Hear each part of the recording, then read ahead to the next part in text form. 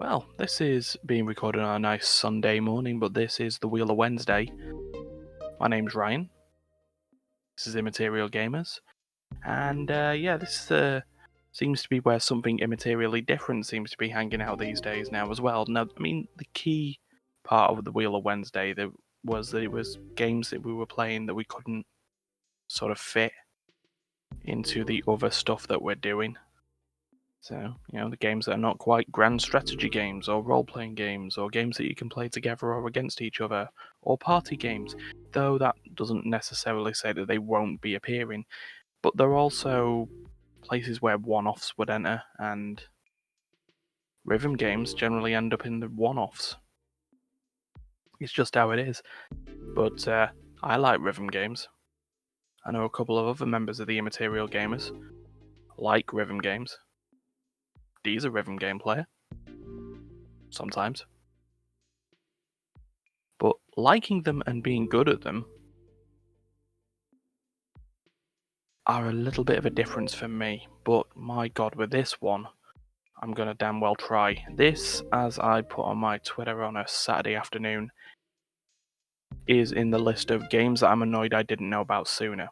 Spin Rhythm XD came out in October in early access. It is still in early access, but I like that it's mostly, from the looks of it, feature complete. And they got a Switch port coming. This is made by a Australian indie developer called Superspin Digital. And my god, I hope I got that right. But yeah, what is it? Let's just get straight into it. Like I say, it's a rhythm game. It's got licensed music, so you know where that's going on the YouTube analytics. But the game is, your usual case of. Let's just come out of that for a second, because I'm getting myself confused. It's it's your usual catch all the stuff business. What I'm interested in is how they deal with difficulty. So what I'm going to do is I'm just going to do a quick song. Let's just do Nitro Fun, because that's a game that that's a song that we know from Just Shapes and Beats. And the idea behind it is you got this wheel, and you spin it. And there are various different ways that you can get points by doing the music. This is matching. Simply, you spin the wheel on one of its two colours, red or blue, and you catch it. Then you got spinning and tapping. And again, same sort of core features, you just match the right colours to the right place. When it's spinning, you flick it in the right direction. When it's tapping, you push the tap button at the right time. And the way that it always works is when you do a tap from a spin, it will always line the wheel up with the right colour. So, also part of the clever features. But this is looking pretty easy. Then there's scratching, which is just, go back and forwards. And you keep going. You've got a health bar on either side of the meter, you've got streaks, you've got a score, and you've got the time that's remaining of the song. Because you always want to do that. But you'll notice on this easy mode, there really isn't much length to the song. And this is where the design of this game's come into play. So just while we got it, that was so simple that I could just talk through it. It was there. It was a full combo. I messed up the timing 3/4 in for a bit. But yeah, it's an easy song, and the main difficulty of the song is determined by the circle round the triangle. So it was an easy song. So you can easily do that. But yeah, like I say, part of their difficulty comes in how much of the song you're given at any one time, and the types of moves that you'll do while you're playing. So, like I say, on easy, you only had to match, spin, and tap. Now, if we were to do it on normal, you also have to hold, which is you basically push the tap button like you'd normally do, but you then also rotate the wheel to match a line that would come out of the tap note as you're going as well. And as you can see, we've been given another 29 seconds of the song. If you went hard, you'd also have to beat, which would bring a green line which you'd have to push a separate button to do. And now they've increased the length of the song to 2 minutes and 9. And then if you do it on expert, what else do you have to do? Oh, you have to do more of it. And then XD mode, the hardest difficulty, you would do the full song, and you'd have to do all the stuff, which includes a beat hold. And that's the little arrow at the end that you then have to let go at the end to score the full point for it. So yeah, I like that. There's sort of a, I did see sort of a couple of discussions on whether you would be happy to... Let's go into another song while we're doing this, because I can do this. So we'll push up to normal while we're going. So yeah. There was some discussions on Steam I was looking at while deciding whether I wanted to do this video, of people asking if they could do the full song for the full experience. And give them credit, they discussed why currently in their design it wasn't what they were going to do.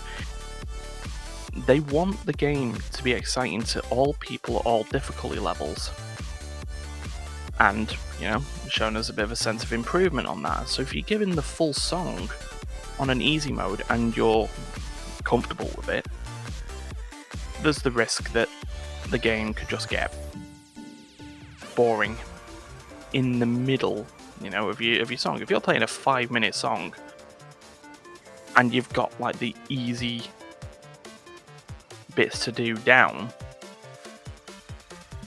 then you're sort of going to be a bit bored. And I understand that completely. You want that.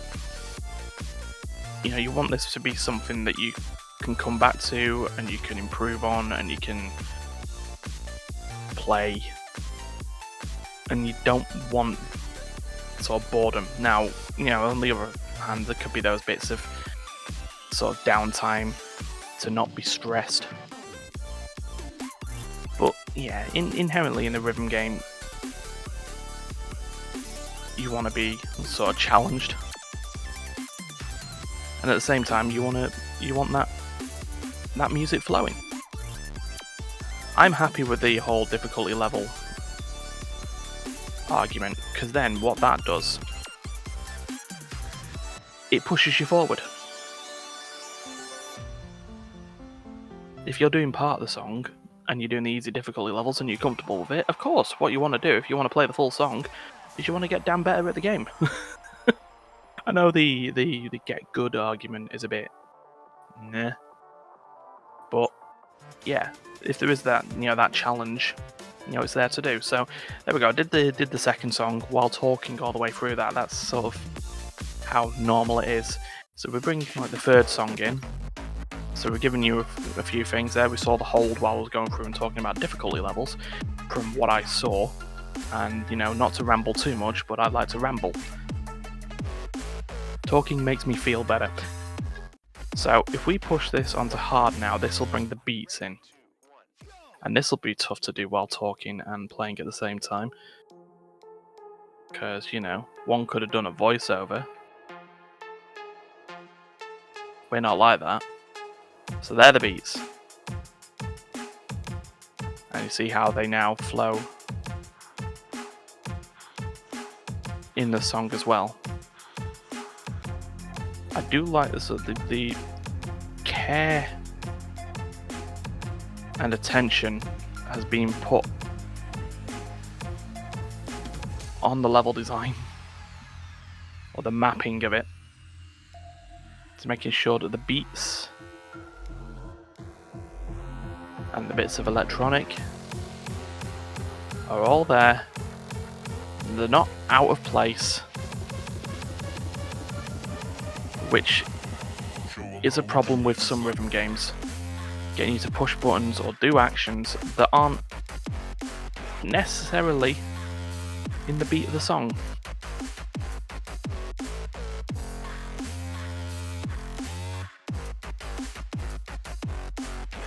And I have yet, so far, to find something out of place in this game.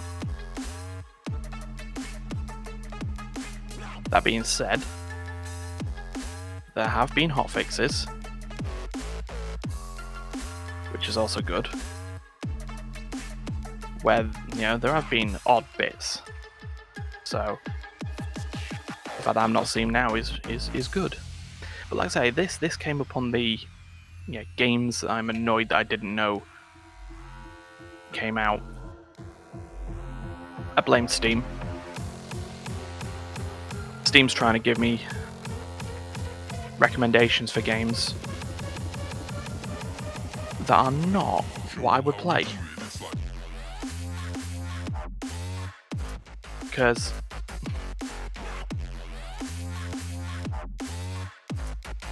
I'm just concentrating again, that's a bad sign. Well, it's a good sign that I'm playing the game. It's a bad sign when it comes to trying to talk about something. My Steam's recommendation list has been, for lack of a better word, shit. Because of the fact that it keeps recommending anime-looking games with sexual content in. No, I like RPGs. RPGs have certain graphic styles and art styles that I like. That doesn't necessarily mean that I must love sexual content, so I got rid of them. I got rid of the thing, with Steam being how it is. We'll choose a random song to play on hard in a minute and see how bad that goes. Okay, it's just giving me Nitro Fun again. True random. But yeah, so now it's replaced it with female protagonist, and I like games with female protagonists. Control's a good game. You know, the original Tomb Raiders. The reboot of the original Tomb Raider. The rebooted Tomb Raider, there we go. I actually enjoy it.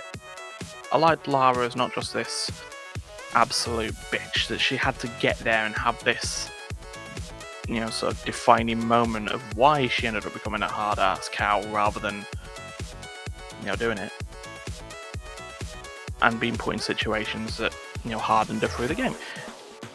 What Steam's giving me with female protagonists are anime-looking girls in RPG games that will take their clothes off. It's essentially sexual content under a different tag.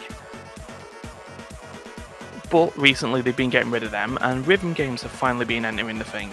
Probably buying Res Infinite helped. So this came up on Friday evening,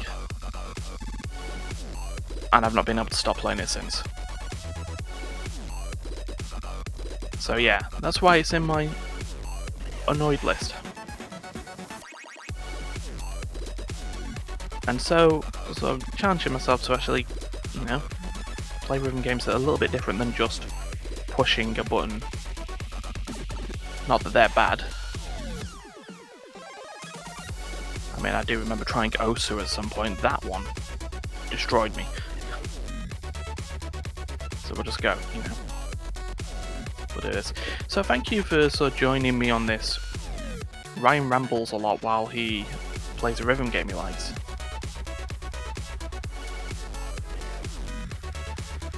But, you know, it needed to end up on the wheel. Because if you like rhythm games, you should get this. You should. So before we go, there's one song that's been constantly going up on here, and to be honest, it's the challenge.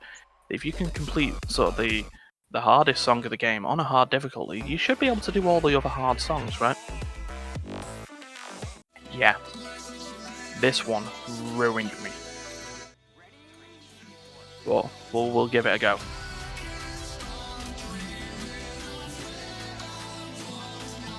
I'll try and talk where I can.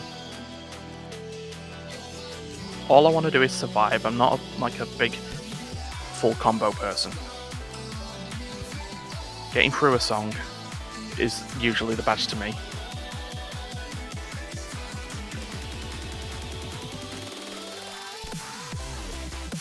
Let's go.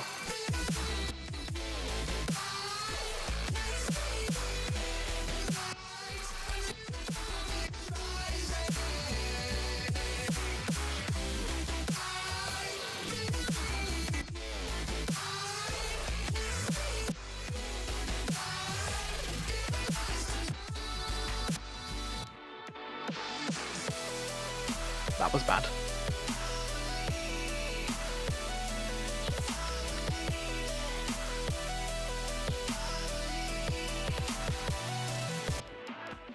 Oh, this is bad.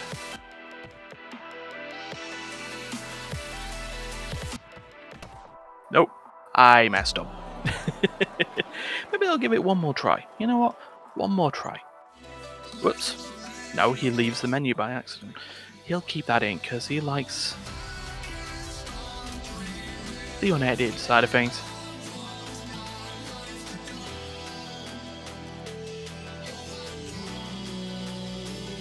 And I've watched someone do this on Expert with a mouse and keyboard. Oh yeah. You can play this with a MIDI controller.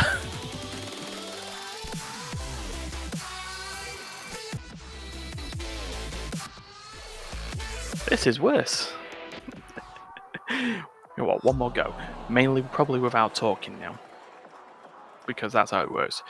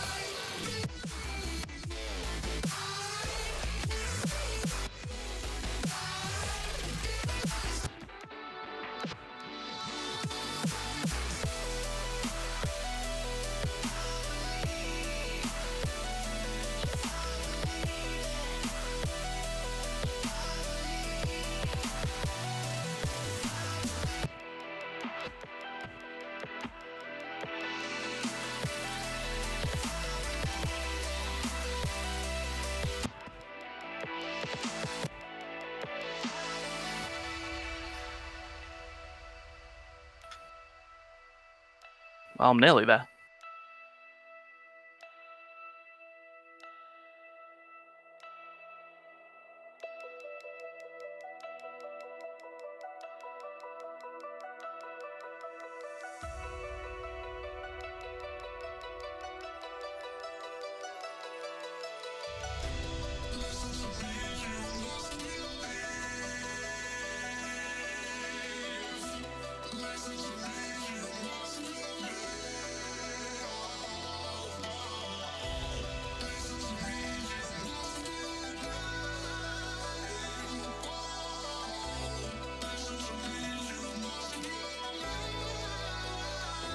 Come on.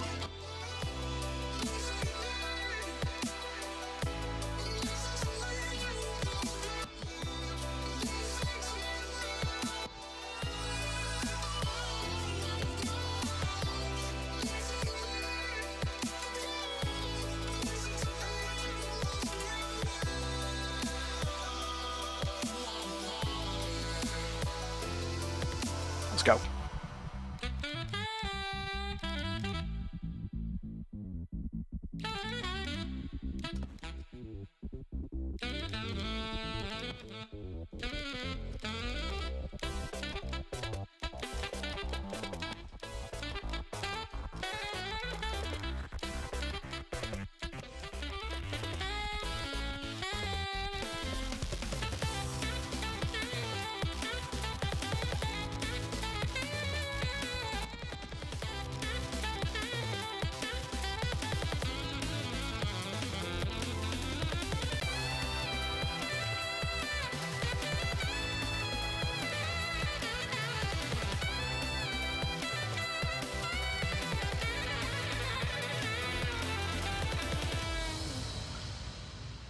Third time lucky. Fourth time lucky. It happened. But that's the challenge. And before I do go, because we will finish this soon, they've, well, spin rhythm, for lack of a better word, have also got Guitar Hero Live. Of course, in this it's Spin FM, but yeah, it's effectively a party mode. You can join in, you connect to a server, you'll end up in a song game process, and you can just play. And if people join, you can just compete on leaderboards and just play songs. There's no failure state, so you can just enjoy it. I mean, the game also has a practice mode with the good rhythm idea of slowing the song down, like a lot of rhythm games do, so you can just test troubling sections at your own pace and then slowly speed it up and get doing that. You can do the whole song if you want to at that speed. That's also available, it's available in the arcade mode if you have a problem with a particular song and you're losing your health on there. So I'm going to stick in Spin FM for a little bit, but what I'm going to say is you should get this game if you're a rhythm person. And what I'll do is I'll just say that if you like this, yeah, get the game. And if you like the video, do all the usual stuff, the like, share, subscribe and all that business. And we shall see you soon. So for God's sake, don't kill each other. And get some beats. We'll see you later.